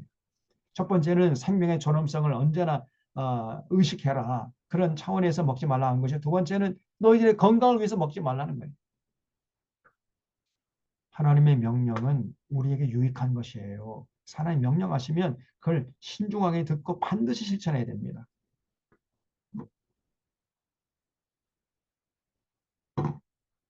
하나님의 명령은 두 가지예요. 첫 번째는 우리에게 유익한 것이에요. profitable, profitable. 그리고 두 번째는 possible입니다. 우리가 지킬 수 있는 것이에요. 지킬 수 없는 것을 지키라고 하는 건 하나님이 불의하신 분이죠. 그러나 절대 우리 하나님 불의한 분이 아니잖아요. 그러니까 하나님이 명령하면 반드시 그건 우리가 지킬 수 있는 것들이에요. 그렇기 때문에 지키라고 명령하시는 것입니다. 두 가지 특징이 있어요. 우리에게 유익한 것이고 우리가 지킬 수 있는 것을 지키라고 요구하시는 겁니다. 그러므로 우리는 기쁨으로 하나님 명령하시면 기쁨으로 감사함으로 자발적으로 지키려고 해야 돼요. 왜냐하면 그게 우리에게 유익한 것이니까. 우리 건강에 도움이 되니까 반드시 지키려고 해야 되겠죠. 그 다음에 18장에서는 거룩한 백성들의 성윤리에 대해서 말씀하겠습니다. 그래서 1절에 보면 여호와께서 모세에게 말씀하 이르시되 너는 이스라엘 자손에게 말하여 이르라 나는 여호와 너희 하나님이니라. 하나님께서 말씀하셨다는 거죠. 너희가 거주하던 애굽 땅의 풍속을 따르지 말며 내가 너희를 인도할 가나안 땅의 풍속과 규례도 행치 말고 너희는 내 법도를 따르며 내 규례를 지켜 그대로 행하라. 나는 너희의 하나님 여호와니라. 너희는 내 규례와 법도를 지키라. 사람이 이를 행하면 그로 말미암아 살리라. 나는 여호와이니라. 그래서 절대로 애굽의 풍속 따르면 안 돼요. 가나안 앞으로 너희들이 들어갈 가나안 땅의 풍속도 따르면 안 된다는 거예요. 왜냐하면 그 애굽의 풍속이나 가나안의 풍속은 아주 도덕적으로 윤리적으로 특별히 성윤리가 좀 개차반이야 개차반. 그래서 그런 애굽의 풍속이나 가나안의 풍속 따르다 보면은 반드시 성적인 타락이 있게 마련이라는 거예요. 그래서 절대로 애굽의 풍속 따르면 안 되고 가나안의 풍속 따르면 안 되고 내가 너희에게 명령한 규례와 법도를 따라야 된다. 이렇게 강조하고 있어요. 그 이방인의 풍속, 다시 말하면 애굽의 풍속이나 또 가나안 족속들의 풍속을 따르면 반드시 성적 타락이 생깁니다. 근친상간을 하고 지금도 여러분 성적 타락이 심한데 지금 모세가 이스라엘 백성들에게 말씀했을 때 지금부터 따지면 한 4,000년 전이에요. 4,000년 전. 그러니까 여러분 이 4,000년 전에 하나님께서 말씀하셨는데 이런 높은 수준의 성윤리를 말씀하셨다는 게 그 기적 아닙니까? 4,000년 전의 인간의 삶이라는 것은 거의 짐승이나 마찬가지입니다. 아무하고나 성관계 맺는 거예요. 아무하고나. 그래 얼마나 여러분 성윤리가 타락했겠냔 말이에요. 애굽의 풍속, 가나안 족속의 풍속 이건 뭐 말로 표현할 수가 없어요. 얼마나 난잡한지. 그래서 절대 그런 애굽의 풍속이나 가나안의 풍속 따르면 안 된다. 오직 너희는 내가 명령한 법도를 따라서 내 규례를 지켜라. 이렇게 강하게 말씀하신 거예요. 그래서 6절에 하면 자세하게 더 나오는데 각 사람은 자기의 살부치를 가까이 하여 그의 하체를 범하지 말라. 나는 여호와니라. 네? 그러면 자기 살부치, 자기 아들, 딸하고 성관계 맺으면 어떻게 되는 거예요, 이게? 그 하체를 범하면 안 됩니다. 내 어머니 하체는 곧 내 아버지 하체이니 너는 범하지 말라. 야, 그러니까 이렇게 하셨다는 것은 그 당시에는요. 이 애굽의 풍속이나 가나안의 풍속은 어머니하고도 성관계 갖는 거예요. 자기를 낳아준 어머니하고. 이게 사람 새끼냔 말이에요. 그런데 어머니인즉 너는 그의 하체를 범치 말지니라. 다른 이방인의 풍속에는 이런 일이 비일비재했으니까 절대로 너희들은 그렇게 하면 안 된다. 그걸 지금 강조하시는 거예요. 너는 너의 아버지 아내의 하체를 범치 말라. 내 아버지 아내, 그럼 자기 어머니 아닙니까? 이런 내 아버지의 하체니라. 그래서 또 너는 내 자매 곧 내 아버지의 딸이나 내 어머니의 딸이나 집에서나 다른 곳에 출생하였음을 막론하고 그들의 하체를 범하지 마지. 자기 누이 동생을 범하면 어떻게 되는 거예요? 그거 안 된다는 겁니다. 근친상간 그걸 해서는 안 된다는 거예요. 내 손녀나 내 외손녀의 하체를 범치 말아라. 이는 너의 하체니라. 내 아버지의 아내가 내 아버지에게서 낳은 딸은 너의 누이니 너는 그의 하체를 범치 말지니라. 그러니까 당시에 이런 일들이 비일비재했으니까 그걸 절대 하면 안 된다. 이렇게 말씀을 하시는 거죠. 또 너는 너의 고모의 하체를 범치 말라. 그는 내 아버지의 살부친이라. 너는 내 이모의 하체를 범치 말라. 그는 내 어머니의 살부친이라. 너는 내 아버지 형제 아내를 가까이 하여 그의 하체를 범치 말아라. 그는 내 숙모이니라. 너는 내 며느리의 하체를 범치 말아라. 그는 내 아들의 아내이니 그의 하체를 범치 말아라. 그래서 이 성윤리가 자세하게 나와 있습니다. 또 19절에 너는 여인이 월경으로 불결할 동안에 그에게 가까이 하여 그의 하체를 범치 말아라. 그래서 생리 기간 동안에는 성관계 하지 말라는 거예요. 또 20절에 너는 내 이웃의 아내와 동침하여 설정함으로 그 여자와 함께 자기를 더럽히지 말지니라. 또 너는 결단코 자녀를 몰래에게 주어 불로 통과하게 함으로 내 하나님의 이름을 욕되게 하지 말라. 그래서 이런 성적인 타락을 경계할 뿐 아니라 특별히 그 이후 우상을 섬기는 사람은 성적인 타락뿐 아니라요. 그 자기 자녀를 잡아가지고 몰래에게 인신공양으로 주는 거예요. 제물로 갖다 바치는 이런 짓 하지 말라는 것입니다. 여기 몰래에게 주어 불로 통과하게 함으로 내 하나님 이름을 욕되게 하지 말라 그랬죠. 이거 언제 이런 일을 하겠어요? 그러니까 불로 통과한다는 말은 인신공양을 해가지고 사람을요 불에 태워 죽이는 겁니다. 언제 그런 일을 하죠? 하늘에서 비가 오지 않을 때, 기우제 드릴 때, 하늘에서 지금 하늘신이 노했다. 바알과 아스다로 신이 노해가지고 하늘에서 지금 비를 내려주지 않으니까 우리가 기우제를 드리는데 기우제 그냥 드릴 수 없으니까 사람을 잡아가지고 제 새끼를 잡아서 사람을 불에 태워 죽여요. 절대 그런 짓 하지 말라는 겁니다. 하나님이. 여러분 하늘에서 비를 내려주시는 분은 여호와 하나님, 우주 만물을 창조한 여호와 하나님이요. 아니면 돌멩이나 나무 조각으로 만든 몰래기요. 우상이 하늘에서 비를 내려줍니까? 여호와 하나님이 하늘에서 비를 내려줍니까? 여호와 하나님이 비를 내려주신 분이죠. 당시의 구약 시대의 사람들은 어, 자기들이 손으로 조각한 우상이 하늘에서 비를 내려주는 줄 알았어요. 얼마나 어리석냔 말이에요. 그래서 그 자기들이 손으로 조각해놓고 만들어놓은 그 나무 조각, 돌멩이 조각 앞에 자기 새끼를 잡아가지고 어, 제물로 갖다 바치고 그걸 불에 태워 죽였어요. 그런 끔찍한 짓을 했단 말이죠. 지금 이 대명천지에 생각하면은 이 사람이 해서는 안 될 짓이라고 우리가 생각이 되는데 그 4천년 전에는 그런 짓을 했다니까요. 하늘에서 비가 오지 않으면은 야, 그 당시에는 다 천수답이니까 농사를 못 질 거 아닙니까? 그러니까 하늘에서 반드시 비가 와야 돼. 그러니까 이제 그런 끔찍한 짓을 한 거예요. 비가 오게 해달라고 하면서. 뭐, 그럼 완전히 그건 헛된 짓이죠. 하나님께 돌아가서 하나님과 맺은 언약을 지키면 하늘에서 하나님이 이른 비와 늦은 비를 적당하게 내려주셔가지고 배불리 먹게 해주시는데 이 어리석은 자들이 하나님과 맺은 언약을 안 지켜요. 예? 그럼 하나님이 분노하셔가지고 하늘에서 이른 비와 늦은 비를 또 그냥 그치게 하신단 말이죠. 그래서 비가 안 오는 거거든요. 그러면 가뭄이 들고 그러면 이제 기근이 와요. 그럼 그때서 이제 정신 차려가지고 하나님께 돌아가면 좋겠는데 이 사람들이 안 돌아가. 그리고 한다는 짓이 이제 우상 앞에 가가지고 몰래 앞에 가가지고 제 새끼 갖다가 제물로 갖다 바쳐서 불에 태워 죽이는 인신공양을 했단 말이에요. 이런 짓 하지 말아라. 하나님께서 이렇게 말씀하십니다.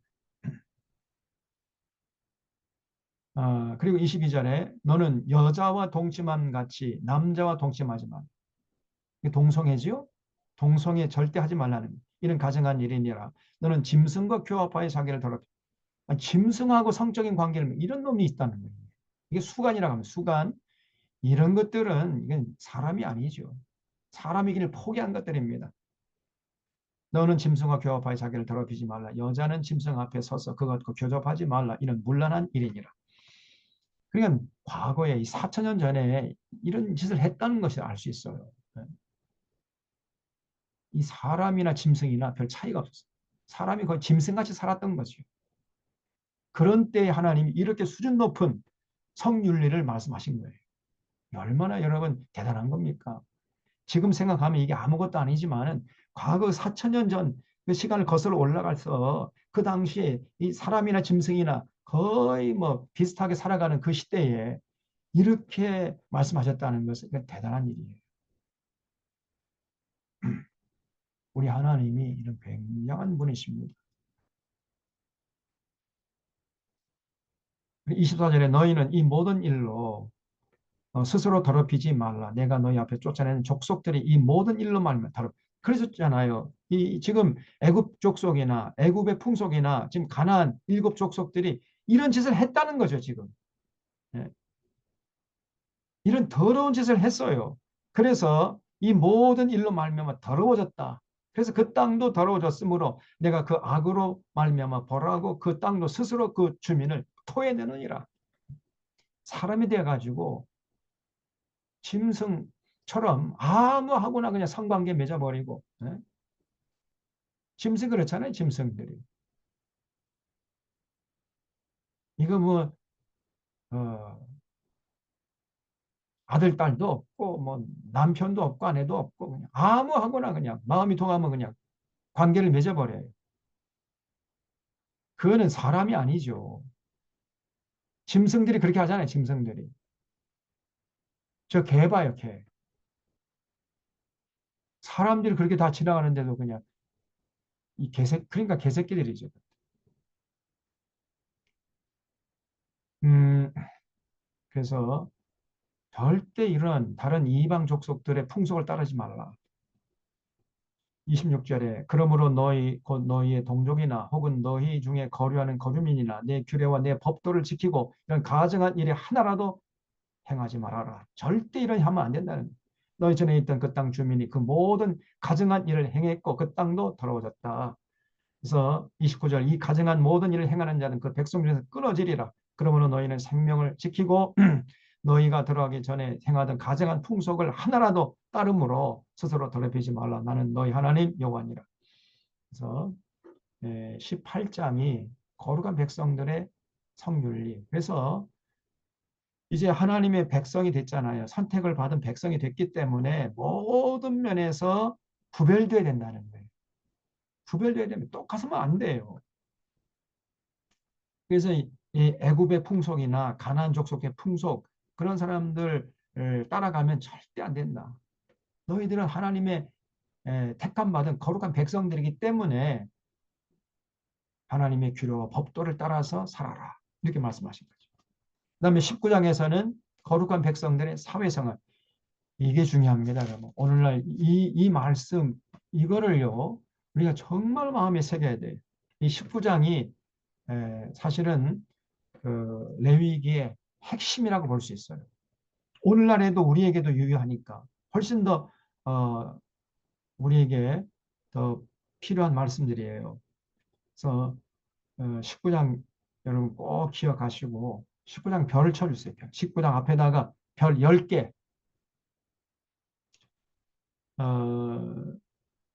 1절부터 보면 여호와께서 모세에게 말씀하여 이르시되 너는 이스라엘 자손의 온 회중에게 말하여 이르라. 너희는 거룩하라. 이는 나 여호와 너희 하나님이 거룩함이니라. 그거 주십시오.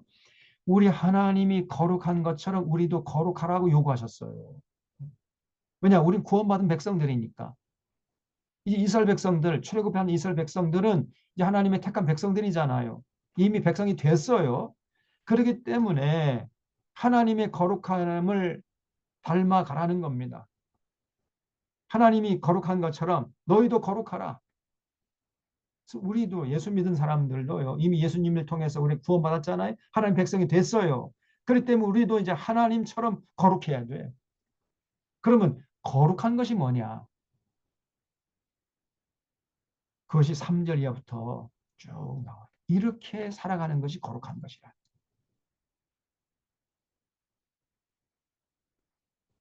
19장에서 하나님이 명령한 대로 살아가는 것, 그것이 거룩한 거예요. 제가 늘 얘기하잖아요. 성경책에 끼고 주일 나가지. 안녕하십니까. 이렇게 말도 조금 조용하고 뭐 그냥 인사할 때도 90도 그냥 폴로 각도를 해가지고 인사하고 안녕하십니까. 이렇게 하는 것이 거룩한 줄 알아요. 아니에요. 그거는 거룩한 게 아니라 거북한 거예요. 인사할 때 그냥 안녕하세요. 그냥 이렇게 인사해요. 거룩성을 거기서 찾으면 안 됩니다. 뭐가 거룩하냐? 삶의 현장에 나가서 지금 19장에서 하나님께서 명령한 대로 살아가는 것, 그것이 거룩한 거예요. 그러면 우리가 이제 살펴봐야 되겠죠. 3절 이하에 도대체 뭐가 거룩한 거냐? 너희 각 사람은 부모를 경외하고 나의 안식일을 지키라. 이게 거룩한 거예요. 부모 공경하는 것이 거룩한 것입니다. 교회 나와서 백날 예배 드려도 부모 공경하지 않으면 그 거룩한 게 아니에요. 그 사람은 절대 거룩한 사람이 아니에요. 반드시 부모를 경외해야 돼요. 부모 공경하라는 거예요. 부모 공경. 부모 공경하는 게 거룩한 거예요. 또 나의 안식일을 지키는 것. 그게 거룩한 거죠. 오늘 우리는 주일이죠. 주일을 거룩하게 지켜야 됩니다, 여러분. 그것이 거룩한 거예요. 또 뭐가 거룩한 거냐? 너희는 헛된 것들에게로 향하지 말며 너희를 위하여 신상들을 부어 만들지 마라. 난 너희 하나님 여호와니라. 우상 숭배하지 않는 것. 이게 거룩한 거죠. 또 5절 너희는 화목 제물 여호와께 드릴 때 기쁘게 받으시도록 드리고 그 제물은 드리는 날과 이튿날에 먹고 셋째 날까지 남았거든 불사르라. 셋째 날에 조금이라도 먹으면 가정한 것이 되어 기쁘게 받으심이 되지 못하고 그것을 먹는 자는 여호와의 성물을 더럽힘으로 말미암아 죄를 담당하리니 그가 그 백성 중에서 끊어지리라. 그래서 화목 제물을 드렸을 때에는 그 제사 드리는 사람 나눠 먹을 수 있거든요. 근데 좀 남아도 이튿날까지는 먹을 수 있지만 셋째 날에는 버려라는 거예요. 남아도 버리라. 왜냐하면 여러분 그 더운 날 고기가 어, 상할 수 있잖아요. 상한 거 먹으면은 몸에 좋지 않으니까 3일째 날에는 남은 것이라 할지라도 아끼지 말고 버려라. 이렇게 말씀하셨어요. 그렇게 하는 것이 거룩한 것이라는 거예요. 9절에 너희가 너희 땅에서 곡식을 거둘 때 너희 반 모퉁이까지도 다 거두지 말고 내 떨어진 이삭도 줍지 말고 내 포도원의 열매를 다 따지 말고 내 포도원에 떨어진 열매도 줍지 말고 가난한 사람과 거름을 위하여 버려두라. 나는 너희 하나님 여호와니라. 이 중요한 9절 10절을 줄쳐 주십시오. 그래서 추수할 때에도 떨어진 이삭 줍지 않는 것 그것이 거룩한 것이에요. 왜냐? 줍지 않아야 그것을 이제 가난한 사람들, 고아나 객이나 과부들이 그거 주워 가지고 먹고 살 수 있지 않겠느냐는 거예요. 그래서 너 혼자만 잘 먹고 잘 살려고 하지 말고 좀 가난한 사람들, 어려운 이웃들도 좀 배려하면서 더불어 살아라. 그것이 거룩한 것이라는 것입니다. 네. 더불어 살아가는 삶을 잊지 않는 것, 더불어 살아가는 삶을 추구하는 것, 이것이 거룩한 거예요. 그래서 뭐 나라가 망하든지 말든지 뭐 이웃이 굶어 죽든지 말든지 나만 잘 먹고 살면 좋다. 부동산 투기 주가 조작하고 뭐 이런 사람이 백날 교회 나와서 예배 드린다 한들 그런 사람은 절대 하나님이 거룩하다고 평가하지 않습니다. 아니 거룩하다고 평가하지 않는 것으로 그치는 것이 아니고 분노하세요. 그는 완전히 위선자지요. 진짜 예수 믿는 사람은 절대 부동산 투기 주가 조작할 수 없습니다. 자기 혼자 잘 먹고 잘 살고 예? 개발 정보 빼내가지고 여러분이 그 공무원들 보면 3급 이상 되는 분들은요 굉장히 중요한 국가 기밀에 접속할 수 있잖아요. 개발 계획들 몇 년도에는 어느 땅에 뭐 개발이 될 것이다 이런 거 그 개발 정보가 다 마스터 플랜이 돼 있어요 지금. 그러면 뭐 1급이나 2급 이런 사람들은 그 개발 정보 딱 빼내 가지고 자기 친척들이 알려 가지고 미리 그 땅 사놔라. 정보 알려줘요. 여러분 롯데 보세요. 롯데 재벌, 롯데 백화점.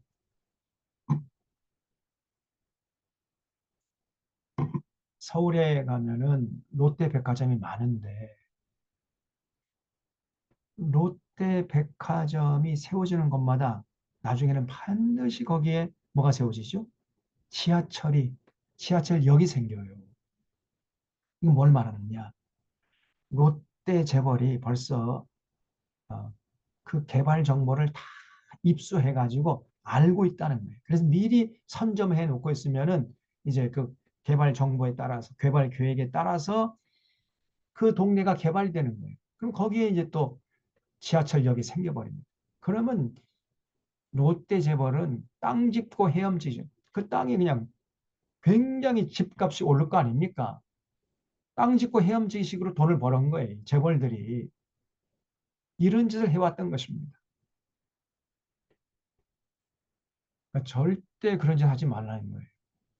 그래서 빈익빈 부익부 현상이 심화되는 나라는 절대 하나님이 기뻐하시는 나라가 아닙니다. 그런 짓 하지 말라는 거예요. 그래서 가난한 자들도 다 사람다운 대접을 받을 수 있도록 인권이 보장되도록 더불어 사는 세상을 위해서 헌신해다오. 이것이 하나님의 명령이에요. 그래서 추수할 때도 절대로 남김없이 추수하지 말고 좀 남기고 추수해라. 떨어진 거 다시 가서 주워 오지 말아라. 그래야 가난한 사람과 거리밀면에서 버려두라 그랬어요. 그 사람들이 주워 먹고 살지 않겠느냐. 그래서 여러분 부가 세습되고 가난이 세습되는 이런 나라는 얼마 안 가서 망해버립니다. 하나님의 심판으로 망해버려요. 이게 역사의 교훈이요 성경의 가르침이에요. 근데 오늘날 우리나라가요 전 세계에서 가장 빈익빈 부익부 현상이 심화되는 나라예요. 대한민국이라는 나라가. 과거에는요 다 같이 못 살았어요. 그래서 빈부격차가 심하지 않았는데 지금은 빈부격차가 가장 급속도로 지금 진행되는 나라가 대한민국이니까 대한 1등이에요. 빈부격차가 너무너무 심해집니다. 지금 여러분 저 롯데백화점 우리 같은 서민들은 살 수가 없어요. 너무너무 값이 비싸기 때문에 저 사람들 딴 세상에서 살고 있습니다. 이렇게 가다가는 이 나라 망해버립니다. 끝까지 부자는 부자가 되고 가난한 사람은 아무리 열심히 일을 해도 가난의 굴레에서 벗어나지 못하고 그러면 그런 나라는 좀 있으면 망해버려요. 지금 그런 말을 하잖아요. 유식한 말로 그 계층 간의 이동이 가능했던 사닥다리가 지금 부러졌다. 사닥다리가 부러졌어요. 과거에는 개천에서 용이 났습니다.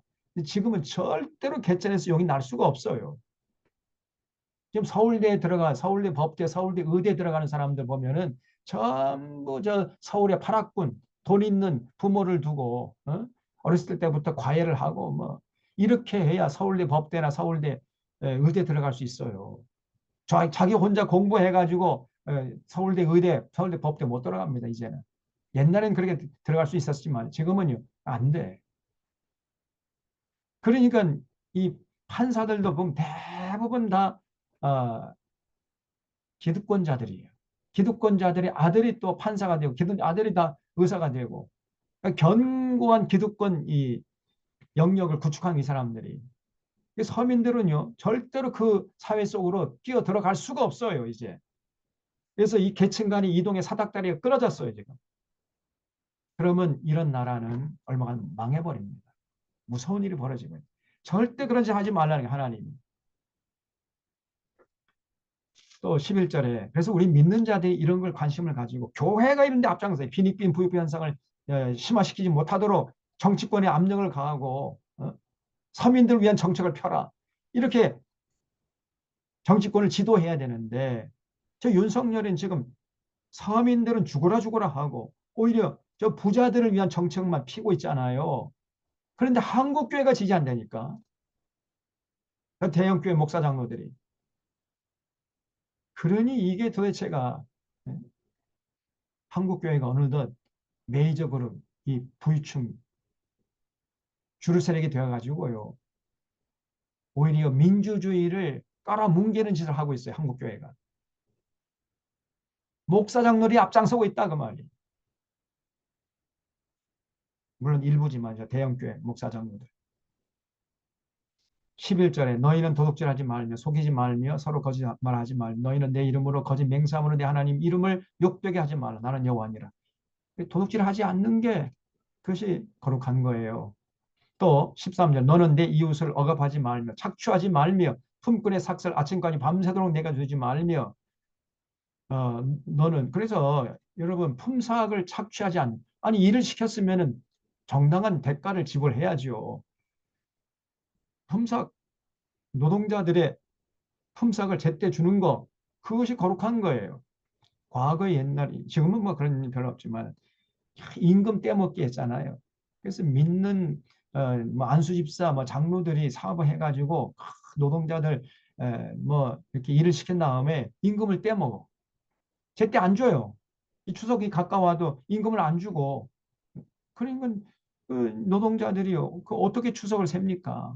월급을 제때 줘야 그거 가지고 집에 가서 아이들하고 같이 이제 음식도 장만하고 추석도 세고 이렇게 할 텐데 임금을 안 주니 말이에요. 그래서 임금 떼어먹고 도망치고 그래 그 돈 가지고 또 교회 가서 또 헌금을 해 또. 그러면 교회는 야, 저 안수입사 저 장로 믿음이 좋은 사람이다. 그러면서 또 어, 축복을 남발해 버려요. 이런 짓을 해왔어요 한국 교회가. 제가 전에 서울에서 부목사 할 때 교회 장로가 동아 실크라고 있었어요. 동아 실크. 실크 동아 그 의복 만드는 고급 옷을 만드는 거기 공장장이었어요. 그때 벌써 한 30년 전이니까 20년 30년 전이니까 그때 이제 막 공돌이 공순이라고 그랬잖아요. 그 중학생 아이들 고등학생 아이들이 학교도 못 가고 가서 막 재봉틀 돌려가지고 실크 만들어내면은 하루 15시간 18시간씩 일을 했습니다. 그러면 토요일 날도 없어요. 주일 날이라도 하루 좀 쉬게 해줘야 되는데 아니 공장장이라는 장로가 지 혼자 예배 드려 나와. 그래서 제가 그랬어요. 아니 장로님 그러면 그 예배 시간만이라도 그 좀 일을 쉬게 하고 그게 그 근로자들 같이 나와서 예배 드리고 그리고 가서 또 일을 시키면 얼마나 좋습니까? 아니 장로님이니까 장로님이 공장장이니까 그 정도 할 수 있지 않겠습니까? 그랬더니 자기 그렇게 못한대. 나 저 위에 사장님이 다 지시하는 것인데 자기는 그런 권한이 없다는. 그러면서 지 혼자 나와서 예배 드리고 가요. 그러면서 공장장이래. 그러면서 장로라는 거예요. 아무런 마음의 양심의 가책이라든가 마음의 부담감이 없이 그냥 걔네들은 뭐 의당 저렇게 해야 되는 사람 개돼지 같이 취급하는 거지요. 사람으로 취급하는 게 아니에요. 그 장로가 아닙니다. 그래. 나 같으면 그 공장장 때려치든지 아니면 사장에게 그냥 네, 네? 대들어 가지고 주일날만이라도 예배 드릴 거 보장해라. 뭐 그렇게 하든지 둘 중에 하나 해야지. 지 혼자만 딱 예배 드리고 가고. 그게 무슨 장로예요, 그게.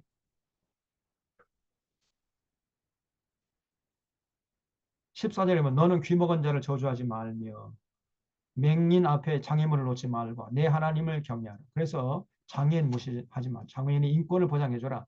너희는 재판할 때 불의를 행치 말며 가난한 자의 편을 들지 말며 세력 있는 자라고 도전하지 말. 공의로 사람을 재판할지.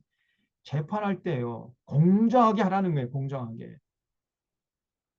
여러분 사법부가 공정하지 않으면 그 나라 기강 무너집니다. 그 나라 유지되지 못해요. 근데 지금 대한민국의 사법부 기강이 다 무너져버려요. 사법부 재판이 공정하지가 않아요, 지금. 검찰은 뭐 이미 검찰 독재, 정권의 하수인 노릇을 하고 있잖아요. 저것들은 부끄러운 줄도 모르고 양심도 없어요. 그러니 대한민국이 유지되는 게 기적이에요, 이게. 근데 교회가 이런 데 관심을 가지고 이런 얘기 해야 되는데 교회는 이런 방구 얘기가 없습니다. 저는요, 지금 이런 상황에서 저 윤석열이가 이 검찰 독재, 저 매국노 짓을 하고 있는데 설교 시간에 윤석열을 비판하는 얘기를 한마디도 안 하는 교회라면 그건 교회 아닙니다. 전 단정적으로 얘기를 해요. 그런 목사 장로들은 이거는 예수 믿는 건 아니에요. 오늘 이 시대에 저렇게 윤석열이가 매국 노짓을 하고 있음에도 불구하고 예배 시간에 설교 시간에 또 기도 시간에 단 한마디도 지금 이 정세에 대해서 언급하지 않는다면은 그건 교회 아닙니다. 이익단체죠. 전혀 예수 믿기 위해서 모인 공동체가 아니에요. 저는.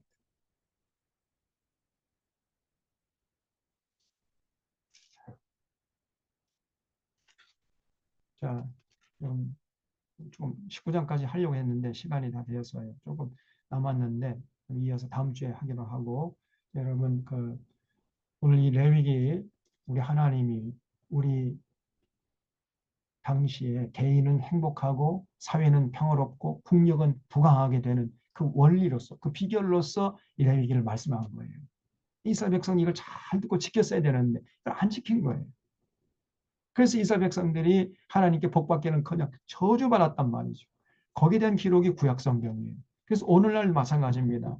우리도 이 하나님의 명령을 잘 듣고 우리가 신실하게 그 법정신을 개성해가지고 잘 지키게 되면 개인은 행복하고 이런 사람이 많아지면 사회는 평화롭고 국력은 부강해집니다. 감히 어떤 나라가 침범 못하는 부강한 강력한 나라를 이룰 수가 있는 거지요. 그런 원리로서 주어진 것이 레위기예요. 얼마나 우리의 삶과 밀접한 관계가 있는 말씀들인지 여러분 좀 피부에 닿습니까? 이게 뜬구름 잡는 얘기가 아니에요. 여러분, 이 레위기서를 샅샅이 알아야 된다 그랬죠. 자, 다음 주에 이어서 계속 말씀을 드리겠고, 여러분 그 추석 연휴 잘 보내시고 다음 주에도 건강한 모습으로 뵙겠습니다. 기도하고 마치겠습니다. 하나님 아버지, 오늘 하나님께서 택함 받은 이스라엘 백성들, 개인은 행복하고 사회는 평화롭고 국력은 강해져서 어떤 이방 사람들에게 침범을 받지 못하는 원리를 어, 주셨는데 참 이렇게 귀한 하나님의 규례와 법도와 명령을 이스라엘 백성들이 깡그리 무시하다가 결국은 개인은 불행해지고 사회는 불안해지고 국력은 약해져서 많은 이방의 침범을 받고 식민지로 전락되고 나라가 망하고 이런 역사를 기록했던 모습을 봤습니다.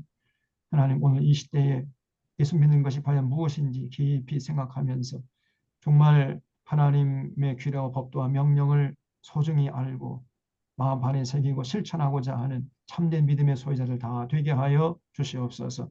추석 연휴도 잘 보내고 건강하게 또 그동안 만나지 못했던 일가 친척들 만나서 행복한 시간을 보내다가 저희 건강한 모습으로 다음 주에 만나 뵐 수 있도록 인도해 주시옵기를 바라고 감사하오며 예수님의 이름으로 기도하옵나이다. 아멘. 네, 지금 동안 경청해 주셔서 감사드립니다. 수고하셨습니다. 감사합니다. 수고하셨습니다. 안녕하세요. 네, 반갑습니다. 아이고.